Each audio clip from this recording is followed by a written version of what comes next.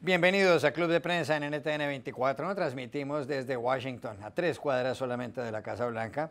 Y al final de este programa, si ustedes lo quieren volver a ver o quieren ver a partes, lo encuentran en nuestra página de Facebook, también en nuestra cuenta de Twitter. Y el audio, el podcast está en SoundCloud.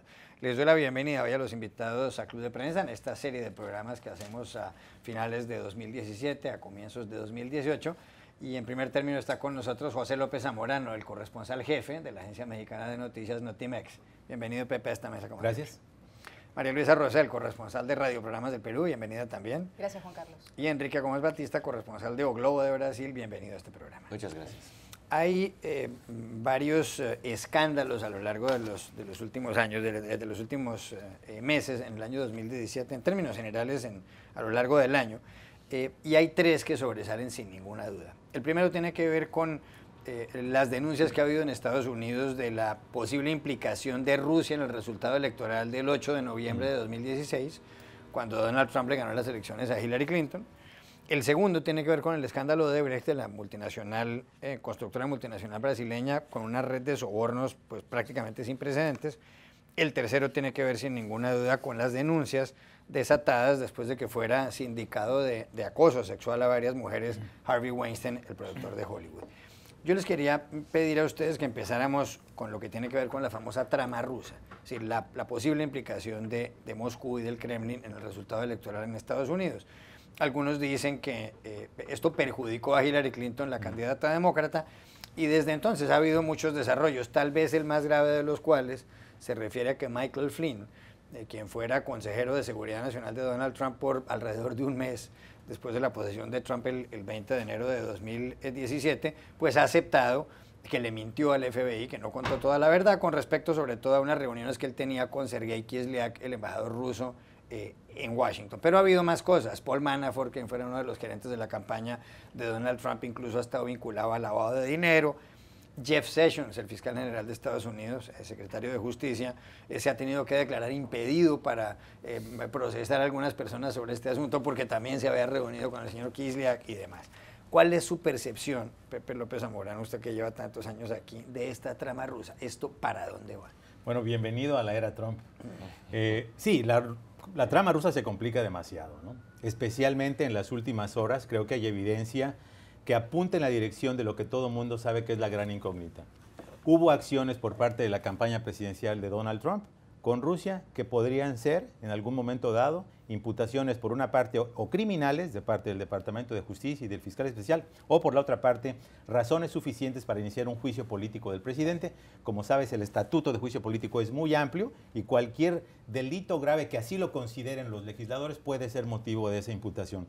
¿Y qué es lo nuevo y qué es lo importante? Durante el fin de semana, el presidente Donald Trump, muy temprano en la mañana, ¿no?, en una acción que confirma que no es bueno escribir twitters desvelado probablemente, dijo que el señor Flynn, Michael Flynn, el ex asesor de Seguridad Nacional que fue despedido hace unos meses, no solamente le emitió al vicepresidente Mike Pence, en el sentido de que los contactos con el embajador ruso Sergei Kislyak no solamente eran generales, sino en relación con las sanciones que tiene impuestas a Estados Unidos sobre Rusia. Dijo que también le mintió al FBI. Y esas frases, esa palabrita es muy importante, porque puede ser justamente el elemento que permita determinar la cadena de eventos que llevaron, por una parte, a tratar de encubrir el asunto, a pedirle, según dice el propio exdirector del FBI, James Comey, a pedirle que cancelara la investigación de Michael Flynn, lo que de alguna manera se podría tipificar, ¿no?, generalmente como un encubrimiento. Y se complica más porque el abogado personal de Donald Trump, John Dowd, sale al aire a decir que no se preocupen, que ese tuit fue redactado por él y no por el presidente, obviamente entendiendo las posibles implicaciones legales. Y la trama se complica todavía más porque hay una versión discrepante de 2 personajes de muy alto nivel.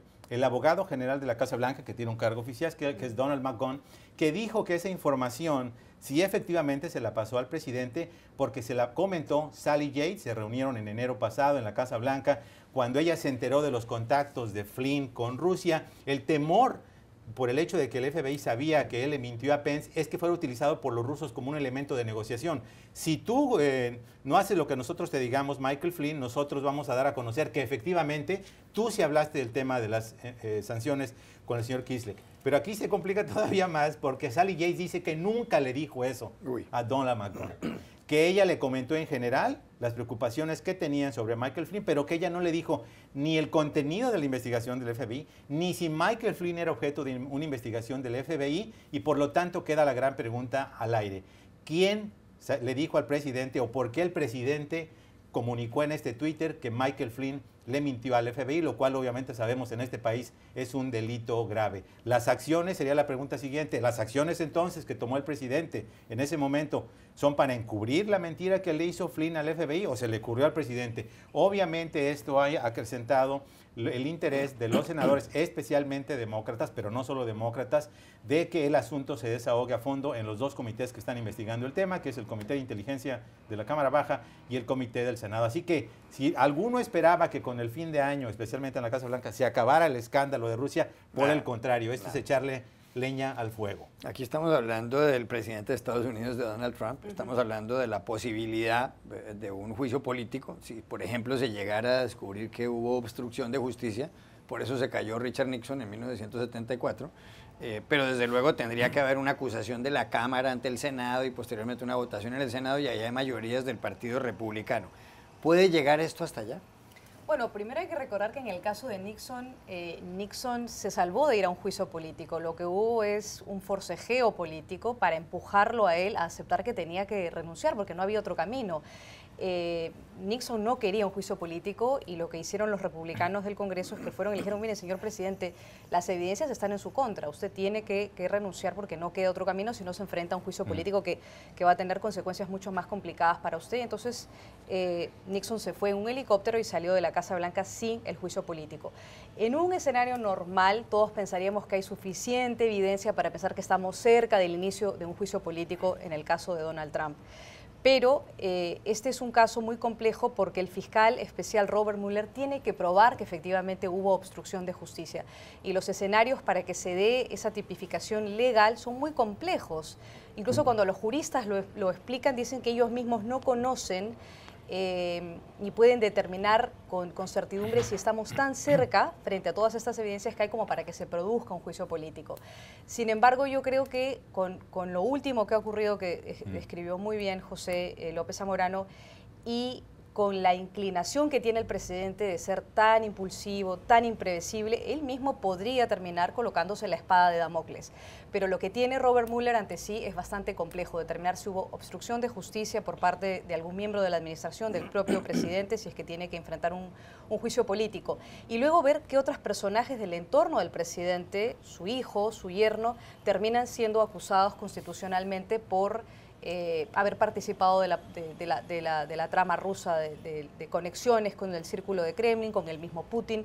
Se tiene que confirmar y corroborar los testimonios que ha dado Michael Flynn y los que ha dado George Papadopoulos en su momento y Manafort en su momento, y ver hasta qué punto el círculo familiar de Donald Trump también se ve implicado en el caso de la trama rusa. Solo un dato pertinente por el tema de la analogía con Nixon. Justamente Nixon empieza a perder popularidad, no solamente a nivel nacional, porque ya estaba por los suelos, sino con los republicanos en la llamada masacre del sábado por la noche, donde decide despedir al fiscal especial Archibald Cox, al procurador y al subprocurador. Ese fue el punto de inflexión. ¿Y por qué es importante en este momento? Porque me parece a mí que si Donald Trump decide, con esta acumulación de pruebas, despedir a Robert Mueller, podríamos estar en un momento similar donde los republicanos digan, esto es demasiado, vamos a un juicio político. Recordemos que Richard Nixon fue procesado, pues procesado no, en realidad las denuncias se produjeron en su campaña a la reelección en 1972, cuando el diario The Washington Post en el edificio Watergate descubrió que había habido un espionaje ilegal de parte de los republicanos a la campaña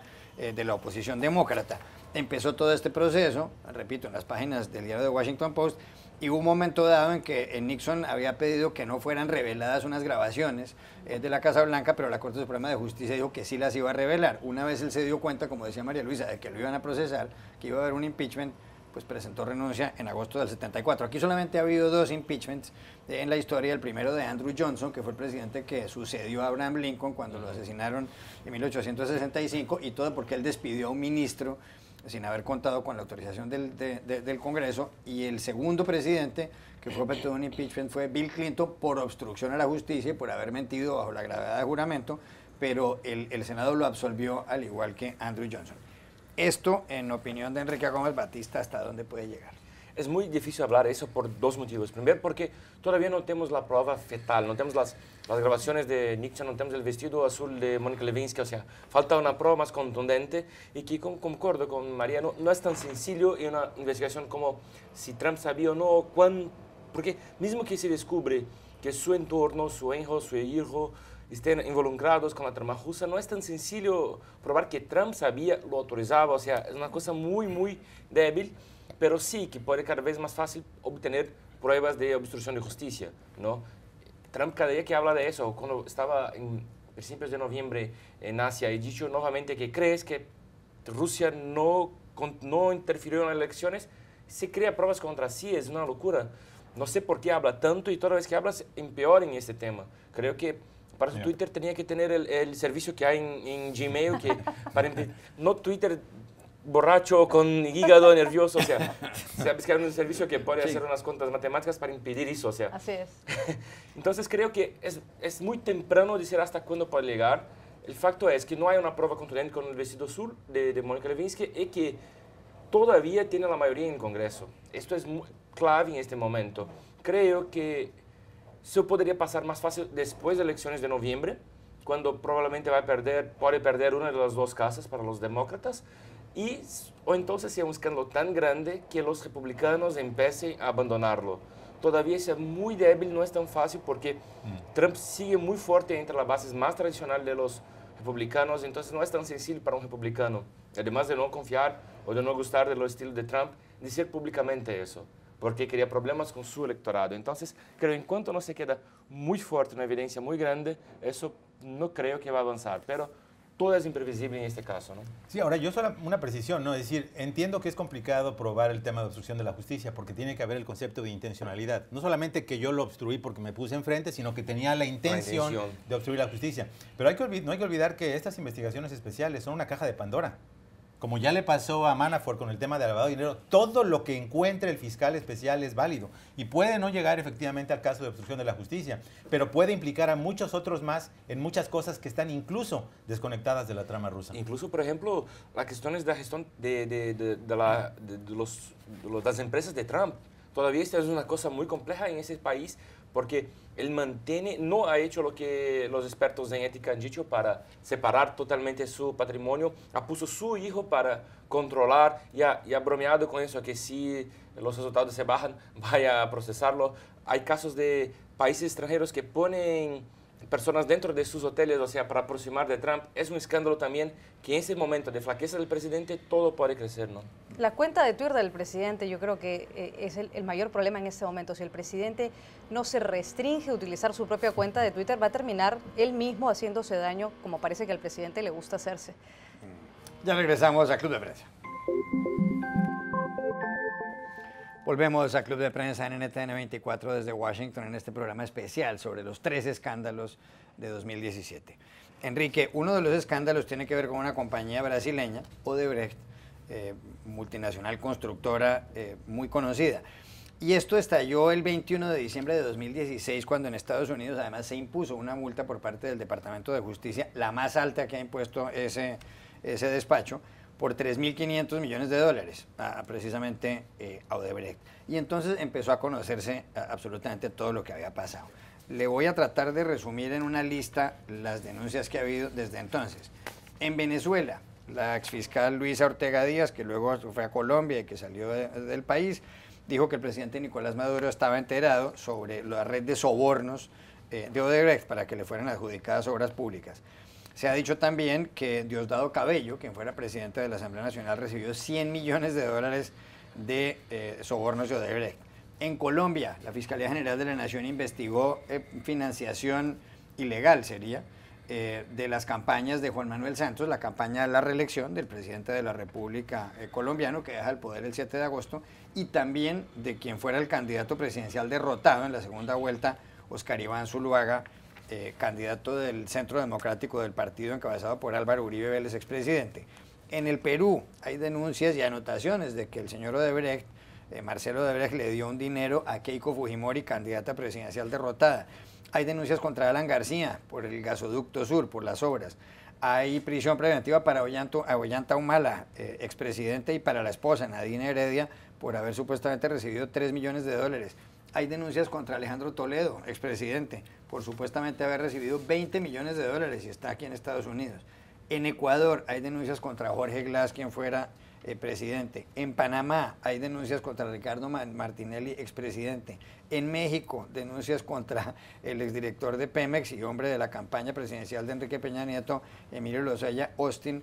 Y hay, por supuesto, en el Brasil, ha sido mencionado más de 40 veces en todo este escándalo, Michel Temer, el actual presidente que deja el poder el año entrante, Lula da Silva, el expresidente, que además tiene una condena por un caso de corrupción. ¿Cómo ha pasado todo esto? Bueno, antes Brasil era conocido por sus récords en fútbol, ahora somos conocidos por récords en corrupción. Es increíble porque parece eso, que fue una estrategia montada y que se repitió en muchos países. Tenemos que acordar que es un escándalo de un tamaño impresionante. Odebrecht acusada, y bueno, ha dicho eso ya en depoimentos, que compró un banco en un paraíso fiscal para ordenar pagamentos de soborno. Es una locura.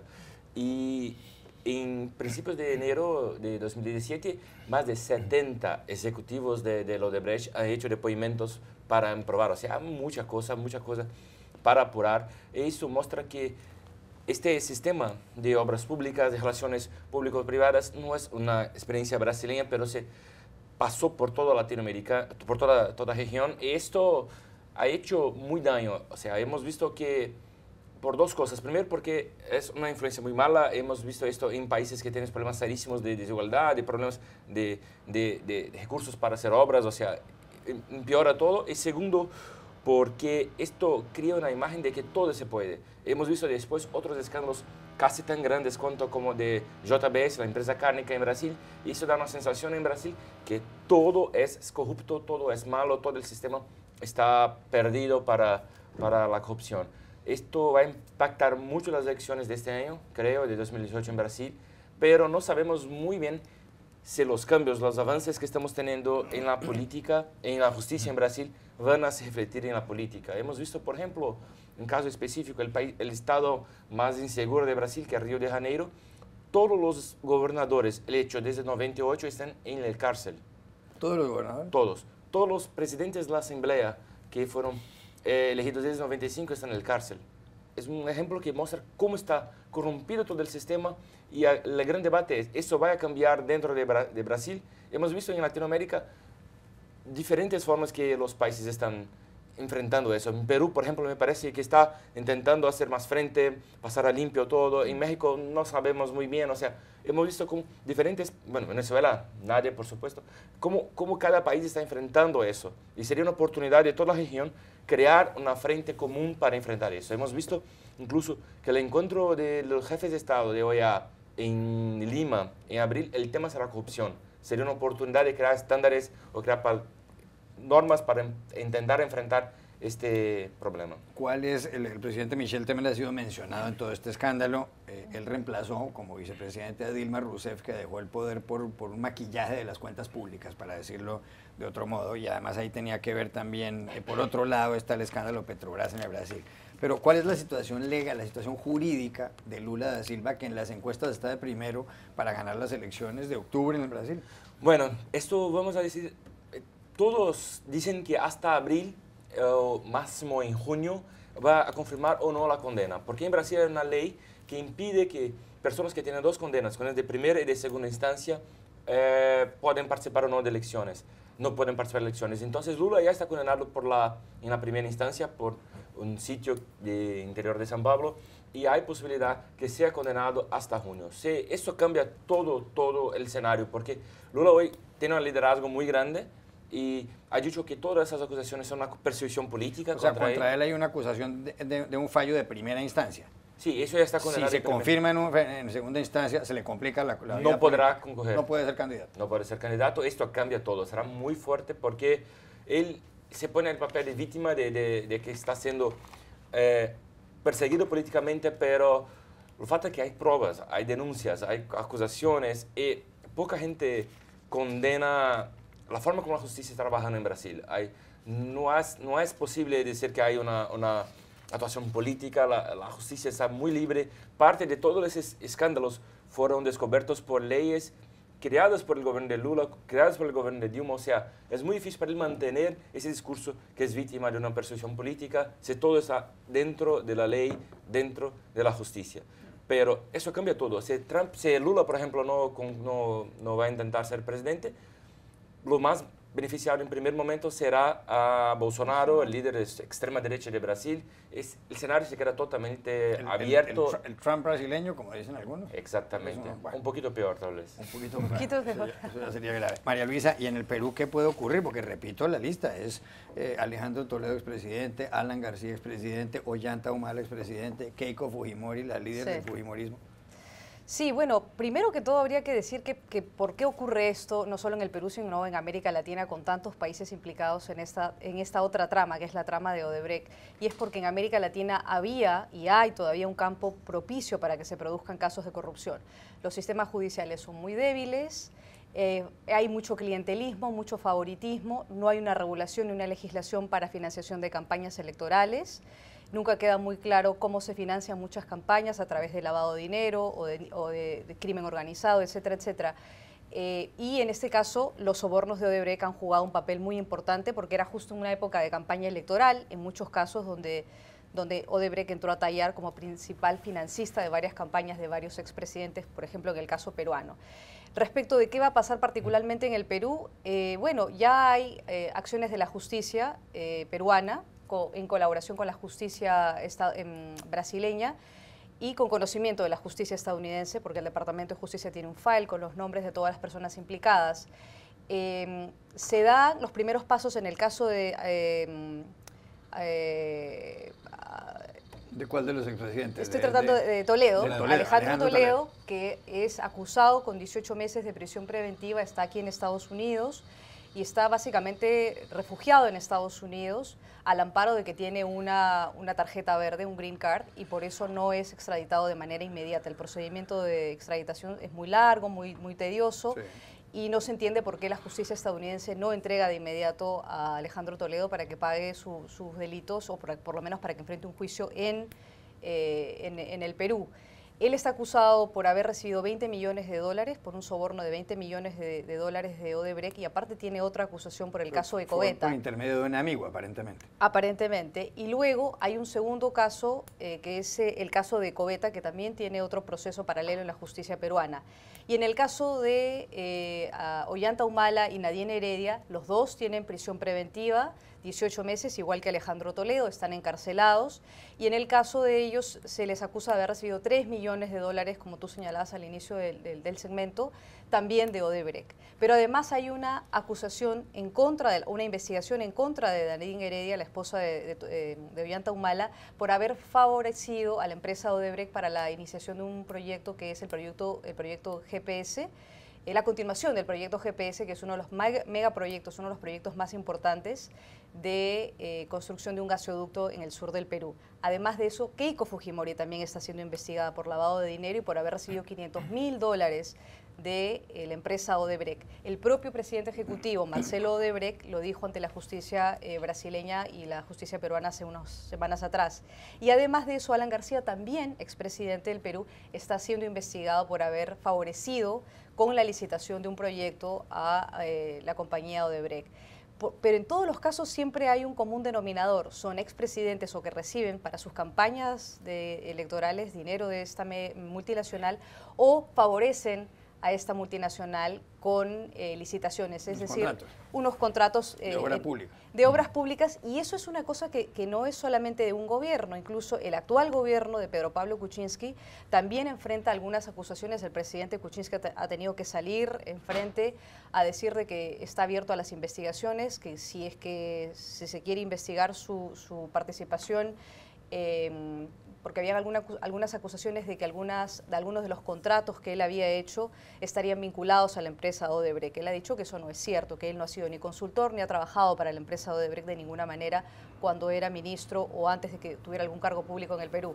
Y así como él, ministros de su gobierno también han sido implicados en el mismo tema. Entonces, como vemos, hay un campo fértil en América Latina, no solo en el Perú, para que este tipo de cosas ocurran.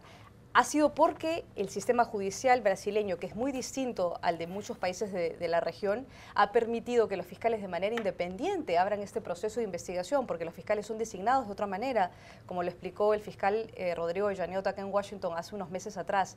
Eso no existe en el Perú, eso no existe en otros países de América Latina, donde los fiscales son nombrados por el presidente, por el partido de turno, y no tienen la independencia que sí tienen en el gobierno, en el caso brasileño. Pepe López Zamorano, y en México no parece tener tantas ramificaciones lo de Odebrecht, aunque hay denuncias. Bueno, es bueno estar en un panel donde México no aparece como campeón de algo negativo, ¿no? Brasil ha tenido muchas aspiraciones históricas de ser líder global, ahora lo es, pero por las razones equivocadas.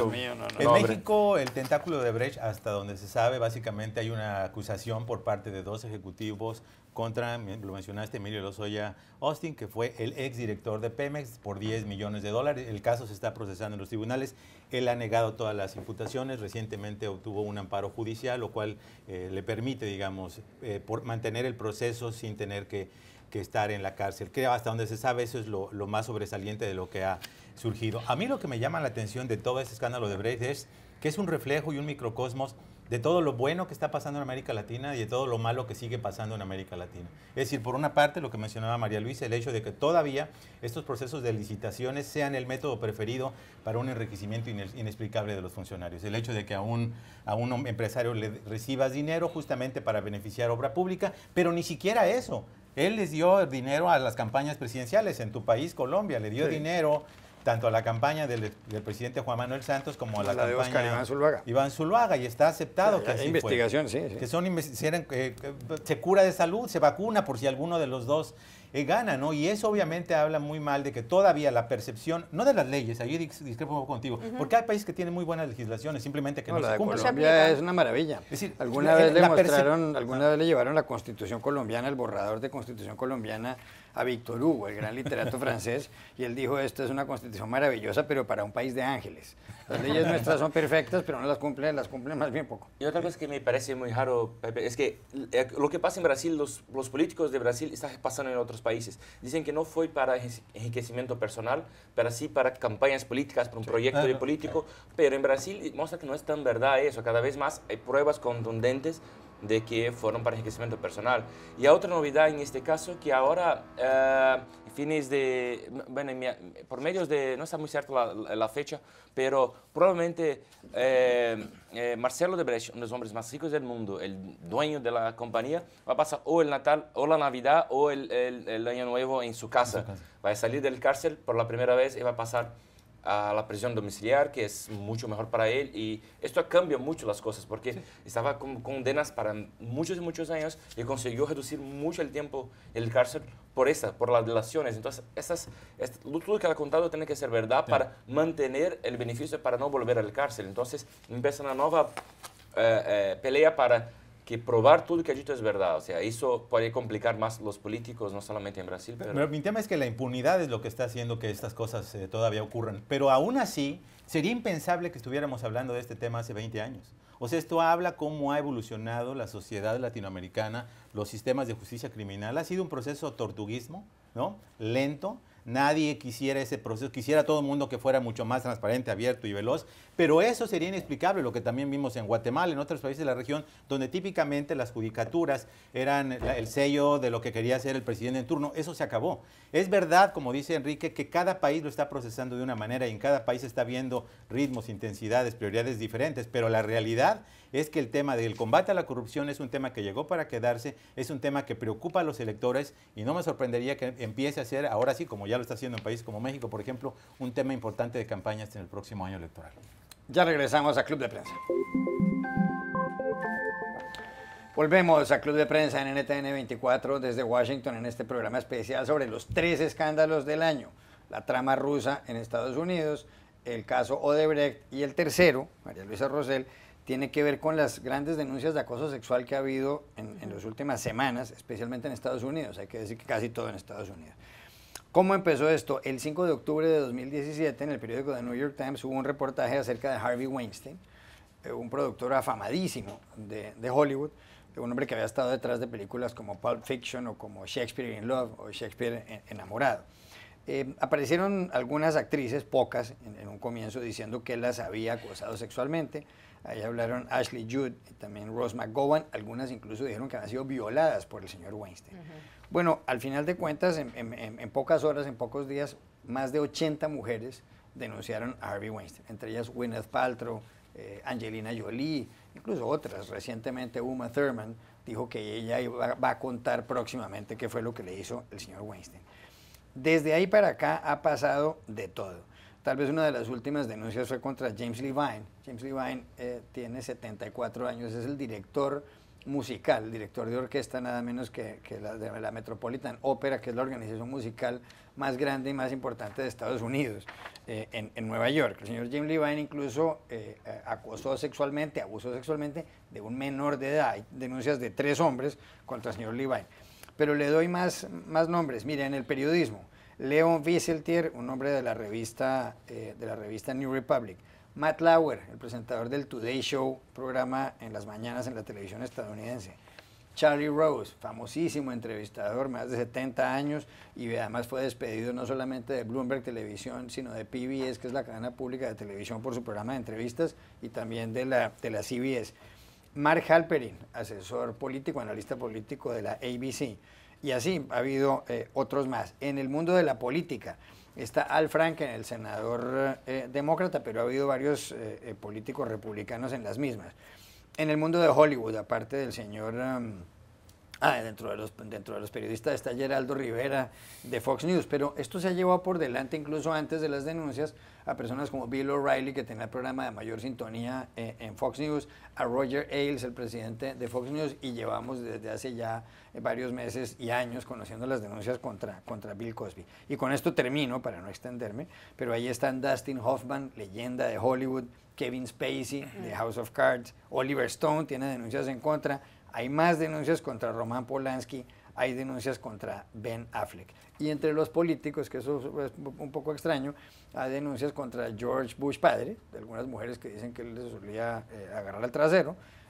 Para empezar, hay 20 mujeres que han denunciado al presidente de Estados Unidos, Donald Trump, y hay varias que están pidiendo que se haga algo contra Bill Clinton. ¿Cómo analiza usted este castillo de denuncias, esta montaña de denuncias? Y vuelve uno a preguntarse, ¿y esto cuándo va a parar? Y que además no es solo de Estados Unidos, Juan Carlos, como tú recordarás, hay denuncias también contra miembros del gabinete de la primera ministra de Inglaterra, Theresa May, que también están acusados de acoso sexual. Uno de ellos incluso tuvo que dimitir. Entonces no es un tema solamente de Europa, no es un tema de Estados Unidos, es un tema de América Latina y de varios otros países, es un tema mundial. Y lo que en Estados Unidos está ocurriendo es que vemos que hay un tratamiento diferenciado. Por un lado, el mundo del entretenimiento, el del deporte, el del espectáculo, recibe una sanción pública, hay juicios incluso, Cosby ya tuvo que enfrentar alguno de los juicios, pero en el caso de la política no, simplemente los senadores que son acusados son sancionados, se dice que se va a haber un proceso de investigación en su contra, las investigaciones continúan, pero ninguno renuncia. Por lo menos siguen hasta ahora en sus curules, ocupando sus funciones y recibiendo un pago.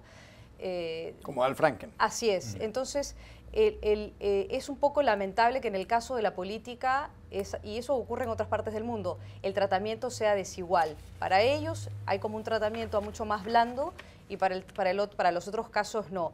Y lo otro, yo creo que en realidad eso no comenzó con Harvey Weinstein, yo creo que comenzó con Donald Trump antes de la campaña electoral. Recordemos que durante la campaña electoral del 2016, Donald Trump fue acusado por más de una decena de mujeres, 13 en total, y luego al final después han sido como 16. Pero durante la campaña electoral fueron más de una decena de mujeres que acusan a Donald Trump de acoso sexual, de haberlas agredido, de haberlas violentado sexualmente. Incluso su propia ex esposa, su primera esposa, Ivana Trump, dijo en una de sus publicaciones que el presidente en funciones, Donald Trump, la violó a ella. Ella después ha tratado de suavizar esas declaraciones en otra publicación. Pero digamos, yo creo que aquí lo grave es que comienza con la figura del presidente de los Estados Unidos, que es acusado de agresor sexual. el presidente está en funciones y la excusa que el presidente ha dado y que sus abogados han dado al respecto es que es un tema de campaña electoral, que este tema ha sido utilizado de manera política, que en realidad no hay ninguna prueba que demuestre que el presidente es un agresor. Sin embargo, hay que recordar el video de la cadena BBC donde el presidente de Estados Unidos, siendo candidato con un presentador de televisión, Billy Bush. exactamente, un programa de espectáculos, reconoce que él se siente en capacidad y que tener la autoría y tener digamos, el derecho de agredir a una mujer sexualmente cuando quiera, como le plazca, porque es un hombre que tiene el poder. Y él lo dice, yo puedo agarrar a las mujeres como quiera, cuando quiera, porque soy fuerte, porque soy poderoso y porque todas me quieren. Cuando él dice eso, nunca se retracta de esas acusaciones. Lo que hace, al contrario, en una confrontación en un debate político con Hillary Clinton, pide disculpas. Después del debate político con Hillary Clinton, pide disculpas. Pero nunca dice, yo no dije esas cosas, yo sería incapaz de manchar o mancillar la imagen de la mujer o la honra de la mujer. Todo lo contrario, dice, bueno, me disculpo si es que ofendí a alguien. Después de decir tamañas groserías frente a la televisión, sabiendo que eso podía ser publicado. Entonces yo diría que esto comienza con la figura presidencial, que hay un tratamiento diferenciado y que yo creo que los estadounidenses en general, hombres y mujeres, estarían esperando de que eso no ocurra. Y yo creo que además hay una segunda cosa que en ese momento molesta mucho a los estadounidenses, o espero que les moleste a los estadounidenses, que es que en el Congreso en particular se usó dinero de los contribuyentes para llegar a acuerdos con algunas personas del staff, de los congresistas, de los legisladores y algunos legisladores que habrían... $2 millones. Así es. O sea, para comprar el silencio. Así es, para comprar el silencio. Entonces yo creo que si es dinero de los contribuyentes, hay más de una razón para saber quiénes son las personas implicadas que han llegado a esos acuerdos y cuáles son y quiénes son. Habría que conocer eso en detalle, ¿no? Pepe López Zamorano. Sí, mi gran expectativa de estos casos, es excelente el sumario que hiciste, es que no se quede en una dimensión judicial. Es verdad que hay un aspecto judicial, porque cuando se cometen abusos o actos de acoso contra menores, ¿no? Evidentemente hay una dimensión en la cual tienen que ser procesados por el sistema judicial de justicia. Y es verdad también que ha habido un trato desigual, aunque sí hay un asambleísta por ahí de California, creo que el único y para desgracia es latino, sí, que sí renunció por el caso de abuso. En general, los políticos más o menos han salido librados, ¿no? Y eso es lamentable. Pero mi gran expectativa es que esto sea un punto de inflexión de una revolución cultural. Es decir, que no solamente no cometas un acto de acoso sexual porque vas a tener consecuencias legales, sino porque no es apropiado, porque no es correcto. Y que esa revolución cultural que estamos viendo en la superficie, por lo menos en este momento, a nivel de los medios, a nivel de la política, se transmite a las escuelas, a las educaciones, a los hábitos de todos los niños. Es decir, tratar a una mujer de una manera diferenciada en todos los sentidos, no solamente acoso sexual, está mal hecho. No lo hagas. Vas a tener consecuencias, pero no solo por eso, inmoralmente está incorrecto. Sí. Entonces yo creo que esa es una posibilidad muy importante, de la misma manera que Hollywood es un eco negativo, y lo he comentado varias veces aquí y no me voy a cansar de hacerlo, es un eco negativo de comportamientos absolutamente negativos que debe haber, ¿no? en la sociedad, como la glorificación de la violencia, de la sexualidad indiscriminada, del libertinaje, del consumo de drogas. En este sentido, paradójicamente, Hollywood puede ser un eco positivo de cómo una estructura de una industria basada en el poder del hombre sobre las mujeres, y especialmente sobre las mujeres jóvenes y bellas, es decir, la mujer como objeto sexual, puede de alguna manera involuntariamente iniciar esta revolución cultural que se transmite a todas las próximas generaciones. Enrique. Bueno, yo creo que este escándalo muestra dos cosas para mí importantes, que es primero la fuerza del movimiento feminista en Estados Unidos y en el mundo, cómo fue importante, pero muéstrame ahí un problema todavía, que casi siempre las denuncias pasan del pasado. Todavía es muy difícil para las mujeres hablar de un problema de hoy, de hablar de un asedio de su jefe actual. O sea, esto es la próxima etapa, creo que será necesario cambiar. ¿Cómo impedir que las personas hablen solamente del pasado para poder hacer cosas presentes, para impedir problemas reales del día de hoy, por ejemplo, que continúan pasando? No podemos saber eso solamente de aquí a 10, 15, 20 años, ¿no? O sea, eso es la gran cuestión, creo, cómo crear mecanismos de protección para las mujeres ahora, por ejemplo. Y segundo, que es una lástima lo que pasó con los políticos, pero en especial para el Partido Demócrata. El Partido Demócrata, que quiere ser la oposición a Trump, se pone el mismo nivel que él cuando no condena al fracking de manera fuerte, no pide su denuncia, no lo expulsa del partido. Sería la gran oportunidad de una agenda pro mujer, una agenda de verdad que sería diferente, cambiar ese país. O sea, hemos visto que la campaña de Hillary, que se puso como la primera mujer candidata a presidente con condiciones reales de ganar, no es verdad, no fue un cambio de espíritu, y muestra más una vez el problema que tiene dentro del Partido Demócrata, que en temas esenciales es lo mismo que Donald Trump. Pero ¿no será que no le piden la renuncia o no lo expulsan por perder el escaño? Porque les da temor, lo cual sería una vergüenza. Pues, es decir, perder el escaño, más ganaría mucho más, ganaría como un discurso moral y una aproximación del público que en Estados Unidos necesita, que el mundo necesita. Sería un ejemplo que se ganaría más adelante, no solamente el partido, pero toda la sociedad, ¿no? Pero, por ejemplo, Nancy Pelosi ya tomó una posición mucho más dura en el caso de John Conyers, que fue pero el que le tomó pagando. tiempo. Le tomó tiempo, pero ahora cree que no solamente hace falta que se desbanque del comité judicial, donde era el miembro de más alto rango, ella cree que ahora debe renunciar a John Conyers. Y ese es un cambio, me parece, muy importante. ¿No será que en América Latina este tipo de denuncias no van a prosperar tanto? Porque no, yo creería uno no ve mucho eso. Digamos, en el caso colombiano ha habido una periodista conocida, muy conocida, Paola Ochoa, que además es corresponsal aquí en Washington, que ha dicho que ella fue objeto de una cosa sexual, pero que ella no quiere contar quién la acosó, porque es una persona que tiene muchos nexos con los grandes periodistas colombianos y que seguramente no volverá a conseguir nunca un puesto de trabajo. Bueno, primero que nada, mi solidaridad con Paola Ochoa, la conozco muy bien porque trabajo aquí en Washington como corresponsal.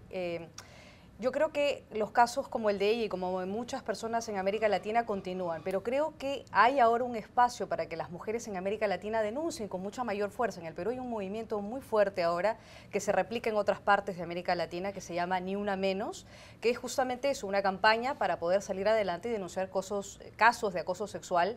Y creo que sí está teniendo éxito en la medida que se está haciendo mucho más pública y mucho más visible.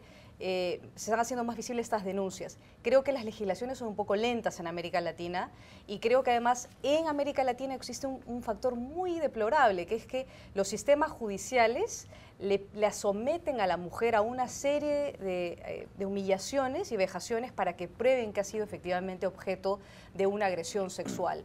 Desde que tiene que pasar por el médico legista, y las mujeres lo relatan, hay suficientes de documentación sobre eso, tienen que pasar desde las que son muy conocidas hasta las que no son conocidas y trabajan en zonas rurales o en otras partes del mundo, en zonas deprimidas, en las capitales o en la costa, por ejemplo en el Perú, tienen que pasar por vejámenes para poder demostrar que han sido objetos de acoso sexual o de agresiones o violaciones por parte de sus compañeros sentimentales. Eso es terrible.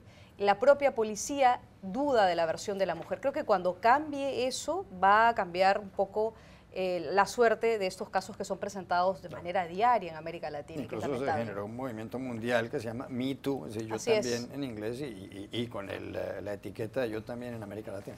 Ya regresamos a Club de Prensa. Volvemos a Club de Prensa en NTN 24 para despedirnos porque se acabó el tiempo. Gracias Pepe López Zamorano, María Luisa Rosel, Enrique Gómez Batista por haber venido aquí y a ustedes los espero mañana nuevamente en Club de Prensa.